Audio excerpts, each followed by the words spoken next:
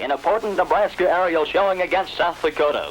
In the second quarter, Nebraska's second down, 6 to go. Quarterback Dennis Claridge pitching out to halfback Rudy Johnson. Johnson steams around left end for 9 big yards.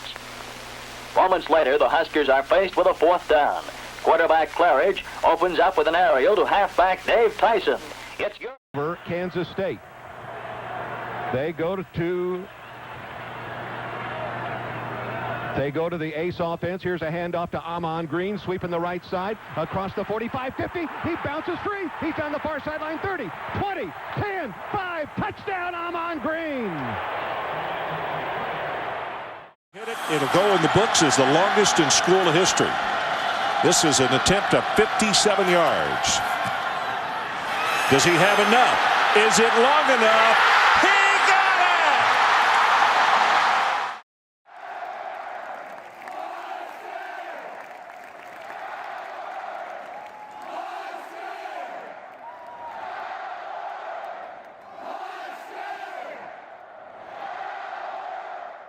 I was fortunate enough to, or I am fortunate enough to be of the age that I remember football before Coach Devaney came in 1962, and we had good players, but we just couldn't put it all together. So consequently, our record wasn't very good. When Coach Devaney came in '62, he immediately started winning.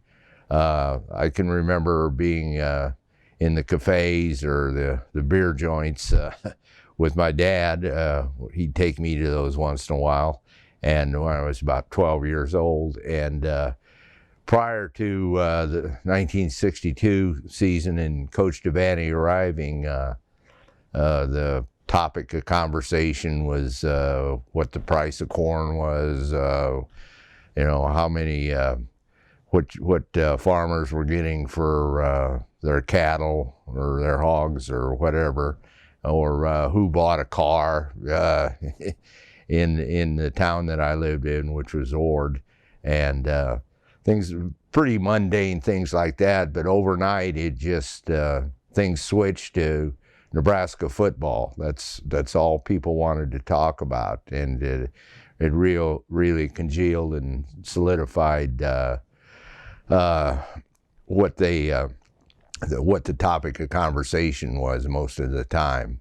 So that was a big deal, and it was a very magical time in those early years, the early '60s, mid '60s, and it was just I'd call it Camelot on the Great Plains. It's pretty much like a silent set, like kind of just norm of society for football just to be so big. Like, you look at all the small towns around Nebraska and even like the bigger towns too. Like, football is just, I don't know, it's just, there's just something special about it that brings like towns together. I've been a Husker fan probably as long as I can remember. I don't know, I guess I was just born like that. My parents have always been big Husker fans. They're both from Nebraska. My mom's from rural Nebraska. I guess my dad is too, being from Columbus. So yeah, they lived in Lincoln before I was born, and my dad used to have season tickets to all the games, so I've just always been huge Nebraska fans. I always say that I gotta wear my Husker gear on Husker game days. If I don't, then I'm not necessarily supporting the team. They might lose because of me.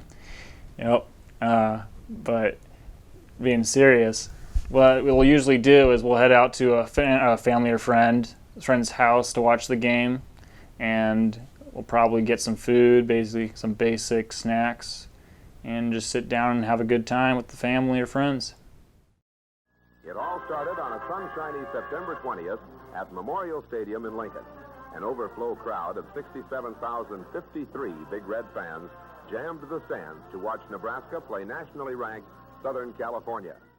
High, I wanted to play for Nebraska, so just getting a letter from Coach Cletus Fisher. He was an assistant coach at that time. When I was a freshman, he was the head coach of the freshman team, and he wrote me a letter saying they were interested in me, and then he wrote me another one saying that I could walk on if I wanted to, and I thought I died and went to heaven when I got that letter. So, and then just being on the various teams, our freshman team was undefeated. When I redshirted in '69, we were 9-2, won the Big Eight. I had a lot of fun, probably as much fun as I had when I was on regular varsity the next 3 years. But I had a lot of fun with the being on the scout team, and formed a lot of good friendships, and it was pretty neat. Zone 24 waits for the snap. Rogers deep for Nebraska. Here's Wiley's kick. It's high. It holds up there. Rogers takes the ball at the 30. He's hit and got away. Back upfield to the 35, to the 40. He's to the 45. He's to the 50, to the 45, to the 40, to the 35, to the 20, to the 10. He's all the way home.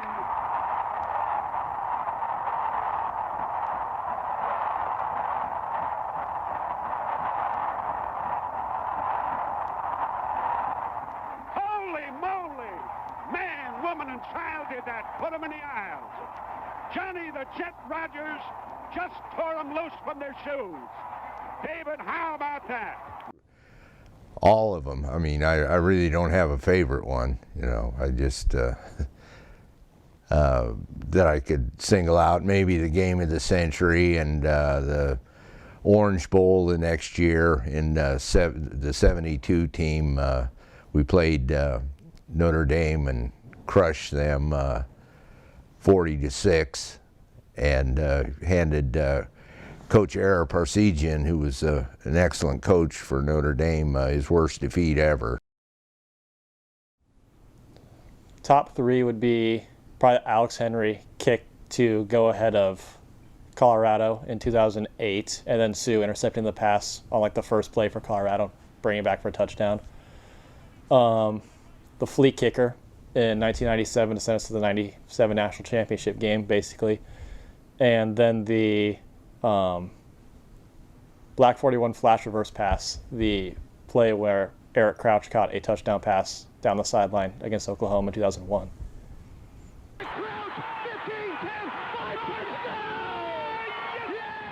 Well, my absolute favorite moment is when Sue picked off a throw from the Colorado quarterback. I forgot what year this was. And then Sue was running it back, and then the Colorado quarterback tried to tackle Sue, and Sue just trucked the guy and then ran in for a touchdown.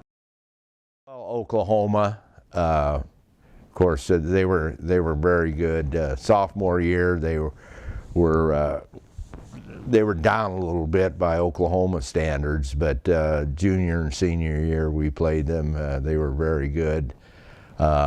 Colorado was always a tough go.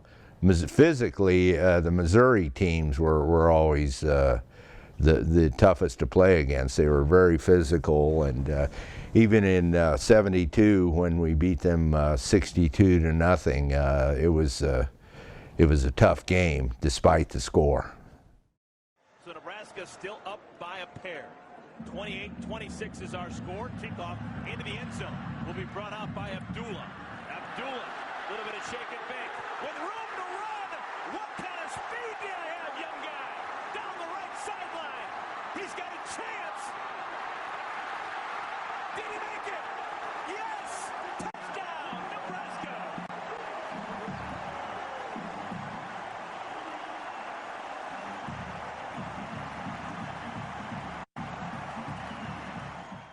My favorite team was always the 1963 team, which unfortunately they had a fluke loss to Air Force that year of 1963. But talent-wise, they were probably the best, one of the best, if not the best team Nebraska ever had. They just had a ton of guys that were great football players. But on my team, Bill Cush and Van Brownson, Jerry Taggy, Bill Jansen, Johnny Rogers,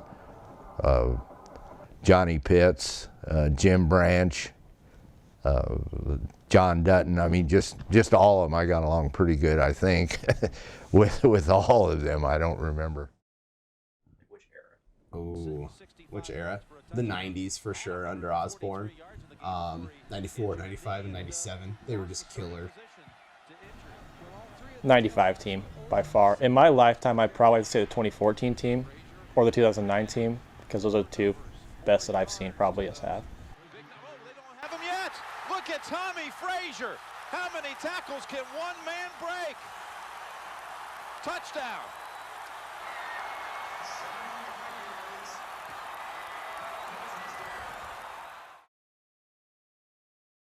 The team now, it could use some work. To say the least. Yeah, they leave a lot to be desired. Defense is getting there. Offense, I think, still needs to be a lot more power-based than they are. They're throwing the ball to set up the run. Got to run the ball to set up the pass.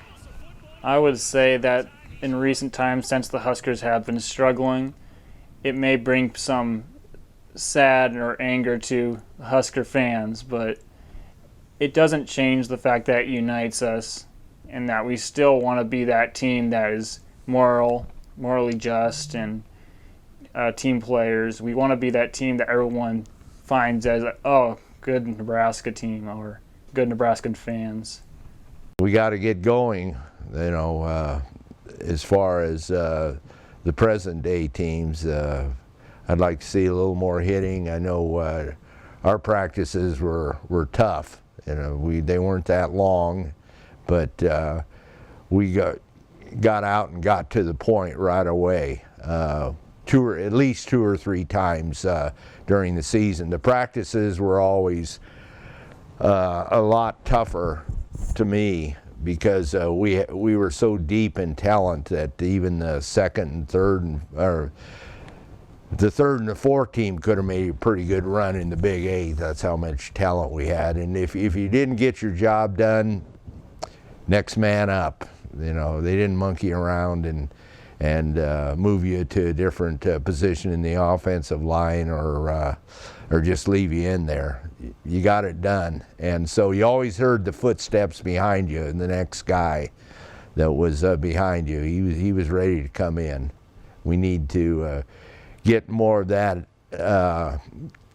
going and resume having that type of attitude that you're actually kind of you're always tense about your job. It makes you perform a lot better, and you're always uncertain about it too. Nebraska is now a member of the Big Ten. Nebraska officially applied for membership today, and by the end of the business day, the 11 college presidents within the Big Ten unanimously approved the move. It's the first expansion within the conference in 20 years when it added Penn State. And this is the first major move that will likely start a massive domino effect throughout collegiate athletics. You won't hear that as much, that Nebraska has such an impact on football today, but I believe that they did at that point in time when they were making it big. They still do have an impact on football, and they don't necessarily get the credit that I think that they deserve. Else, what a inflated sense of self the Nebraska football program has that hasn't done a damn thing in like a decade or more. They've done nothing, and now they want to tuck tail. I hope somebody said, get out. They are in the Big Ten. They get treated as a other state, I suppose, but I think that they should consider that Nebraska is still part of the Big Ten and that we are, or have been, and still are, a good team. I don't think most people realize that prior to World War II, our winning percentage was almost 77%, which was just excellent. And then from 1962 to 2003, which encompasses the three head coaches I just named, we won, I think, 82% of our games, and the next closest was Ohio State or Michigan at 77%. So that's a pretty good gap, and we won, I think, 813 games during that period, and the next closest was, I believe, Ohio State, and they were something like 570, so that's a pretty good gap there. And losses were, we were the only team that lost fewer than 100 games during that period. We lost 88, and everybody else was over 100. I think the closest was 114, so that's rather remarkable too. They've got to, there's an old saying or an old adage that it's easier to copy and repeat your past if you know your past. And unfortunately, the university or the athletic department really hasn't given us much time. A lot of people don't know about how good we were back then, and even prior to those years from 2003 through, from 1962 through 2003. I mean, as I mentioned before World War II, we won 77% of the games of our games, and they just never made a big deal out of it, and they really do, because your pride and tradition help motivate your current efforts. Give your receivers time to get down the field. Trips to the near side. Kellogg gets a shotgun snap. Final play of the game. Ron waiting for the wideouts to get downfield. Launches the throw down toward the goal line. Going up. Ball tipped in the air. Caught. Touchdown. Jordan Westerkamp. Nebraska wins the game on the final.